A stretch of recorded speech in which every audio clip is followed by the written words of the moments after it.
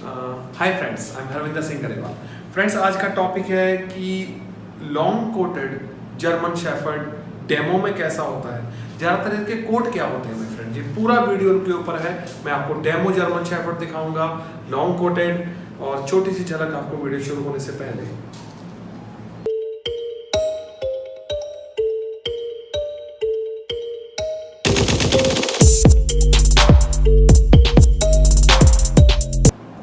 Friend, ये मेरे हाथ में पकड़ा हुआ है long coated German shepherd. Coated क्या होता है? कोट होते हैं बाल, जिन डॉग के बालों को कोट कहा जाता है। जर्मन शेफर्ड एक ऐसी वैरायटी है जिसमें शॉर्ट कोट एक होता है, मीडियम कोट एक होता है, लॉन्ग कोट और एक होता है डबल कोट। इसके अलावा कोई कोट नहीं होते। बहुत सारे क्वेश्चन लाइव शो में आते हैं कि ट्रिपल कोट, फोर्थ कोट, ऐसा कुछ नहीं है मेरे फ्रेंड। ये ही कोट होते हैं। बाकी कोट बालों की लंबाई मैं आपको एक अंदाजा सा दिखाऊं। एक तो जो जितना ऊपर कैटेगरी में जाते जाओगे, डबल कोट या लॉन्ग कोट, जैसे कि ये मेरे हाथ में है, इसके पॉज से आप अंदाजा लगा सकते हैं कितने मोटे तगड़े हैवी बोन है।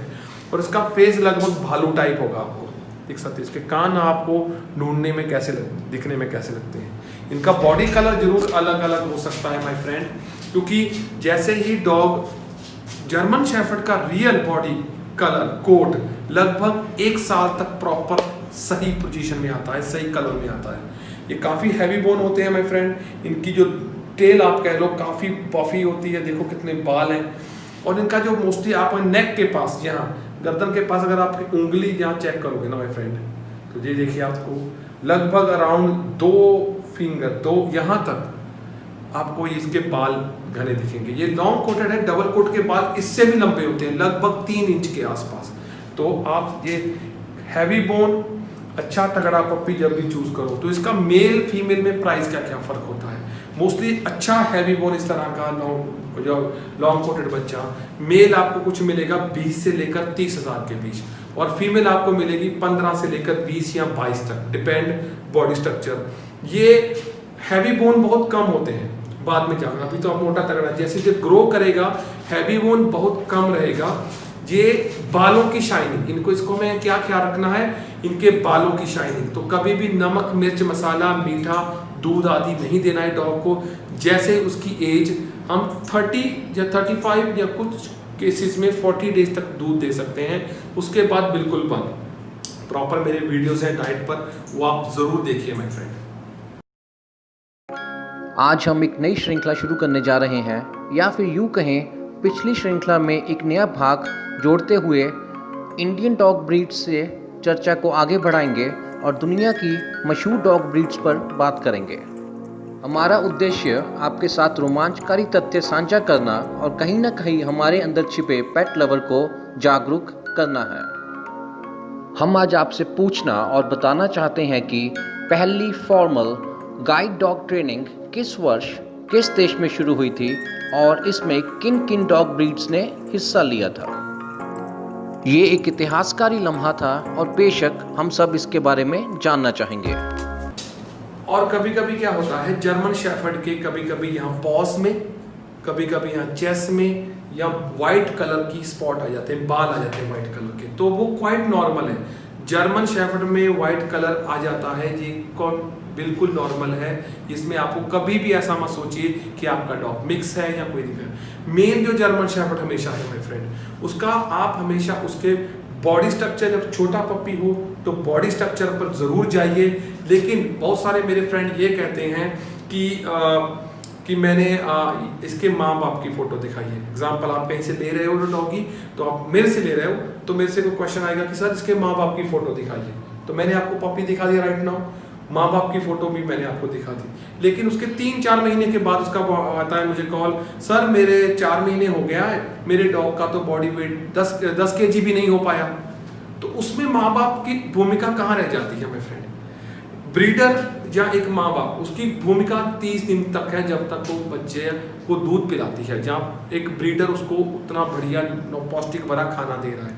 उसके बाद जाकर जो उसका रियल ऑनर है, जहाँ इसका जो न्यू घर है, उस घर का मालिक उसको या इसका फ्रेंड, इसका फैमिली मेंबर उसको कैसे केयर करता है, उन पर भी बहुत हद तक ध्यान रखना है। हमें जब भी नया पपी लेना है, हैवी बोन जरूर चेक करना है, लेकिन वहाँ से हमारी रिस्पॉन्सिबिलिटी शुरू होती है, वहाँ से हमारा काम शुरू होता है। एक तो हो गया, हमने देख लिया कि माँ बाप कैसे हैं। वहाँ से आप उसको जब भी आप पपी लो ना नेक्स्ट टाइम, आप एक चैलेंज की तरह लो कि मुझे इसके माँ बाप से इसको बेटर बनाना है। वो कोई पीछे से बनकर नहीं आएगा।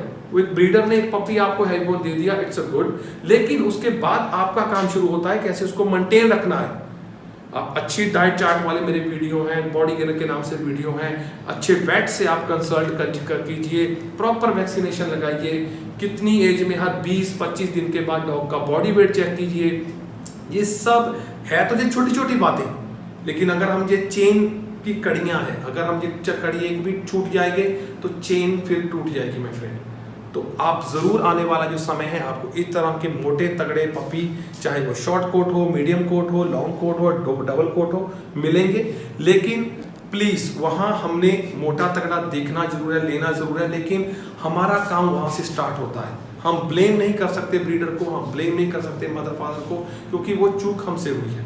तो माय फ्रेंड एक और आपको जाते जाते टिप्स, बहुत सारे बहुत मेरे फ्रेंड कहते हैं कि अगर जर्मन शेफर्ड सीधा हो, मान लीजिए ऐसा ये सीधा है नहीं, ये एंगुलेशन में है। एंगुलेशन कहते हैं कि जो डॉग प्रॉपर एक पोजीशन में होता है।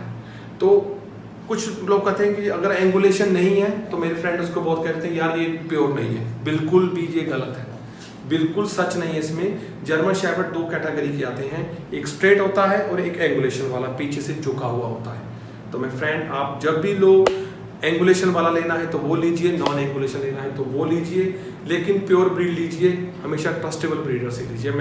एक जो सबसे ज़्यादा क्वेश्चन आते हैं जो मेरे शॉप पर, लाइव शो में, कमेंट में, हमारे ऐप में, वो सबसे ज़्यादा कमेंट आते हैं कि अगर जर्मन शेफर्ड जो टेल कर्ल करता है तो वो प्योर है या नहीं। प्योर है मेरे फ्रेंड। छोटा बच्चा एक्साइटेड में टेल कर्ल करता है, क्वाइट नॉर्मल, लेकिन अगर वो पूरा घुमा दे इस टेल को यूं इस तरह और 6 महीने या से बाद रहे तो वो प्योर नहीं है। लेकिन ये एक्साइटेड में टेल कर्ल करते हैं, कभी कभी प्यार करते समय, एक्साइटेड में खेलते समय, जैसे कि ये घुमाई इसने, अभी आप इसको कहोगे कि ये प्योर नहीं है, कॉर्पोरेट। तो एक और तरीका होता है एंगुलेशन कैसे चेक करना। एंगुलेशन इस तरह आता है माय फ्रेंड, स्ट्रेट स्ट्रेट। ये अभी प्लेइंग मूड में है, लेकिन ये इसका हेड बिल्कुल टना हुआ रहेगा। जो पॉज इसके, ये आप देख सकते हो, अगर पॉज नीचे से ये पूरा यूज कर रहा है तो विच मीनिंग ये एंगुलेशन है। तो होप आपको ये वीडियो अच्छा लगा होगा। नेक्स्ट टाइम अगर आप कुछ इस आने वाले सीजन में जर्मन शेफर्ड लेना चाहते हो तो माय फ्रेंड तो ज़रूर ये मेरा वीडियो ज़रूर देखिए और आपको बहुत हेल्प करेगा। Thank you for watching my friend, have a great great great puppy. I am prayer my friend कि आप सभी को प्योर और हेल्थी और लंबे बालों वाले पपी मिले, लेकिन मोस्ट इम्पॉर्टेंट जितने लंबे बाल होंगे आपका काम गर्मी में उतना ज़्यादा बढ़ जाएगा। तो be ready for the summer time and enjoy the winter time. Thank you, hope you like your video. Thank you. हम बताना चाहते हैं पहली फॉर्मल गाइड डॉग ट्रेनिंग सन 1920 में स्विट्ज़रलैंड में हुई थी। और चौंका देने वाली बात यह है कि इसमें सिर्फ जर्मन शेफर्ड को शामिल किया गया था। जब हम इस बात पर गौर करते हैं कि जर्मन शेफर्ड्स दुनिया के तीसरे सबसे समझदार सूझवान डॉग ब्रीड्स हैं, तो कहीं ना कहीं ये बात मानने को मन राज़ी हो ही जाता है। जाते हुए हम आपसे इतना कहना चाहेंगे कि भारतीय इंडियन डॉग ब्रीड्स को आगे लाने में हम में से हर एक को प्रयास जारी रखने होंगे। हमें सामाजिक और नैतिकता के आधार पर एक और जिम्मेदारी को अंजाम देना होगा। आप में से ही एक श्रोतागण पेट लवर की पुरानी बात कानों में रह रहकर गूंजती रहती है। उन्हीं के शब्दों में बात को दोहराना चाहता हूँ। हमें कम्युनिटी डॉग्स, स्ट्रे डॉग्स या स्ट्रीट डॉग्स कहने से परहेज रखूँगा मैं यहाँ पर कि मदद के लिए आगे आना होगा। हमें उन्हें अडॉप्ट या देखरेख करने में उनकी पूरी मदद करनी होगी। हैरानगी यहाँ होती है जब हम इन्हें बीमार कहकर अनदेखा कर देते हैं, वहीं इनकी काबिलियत, समझदारी और वफादारी कहीं भी कम नहीं आंकी जा सकती। हमारे ख्याल से इन्हें घर लाने पर आप 2 बातों से निश्चिंत हो सकते हैं। ब्लेसिंग्स और पॉजिटिव वाइब्स।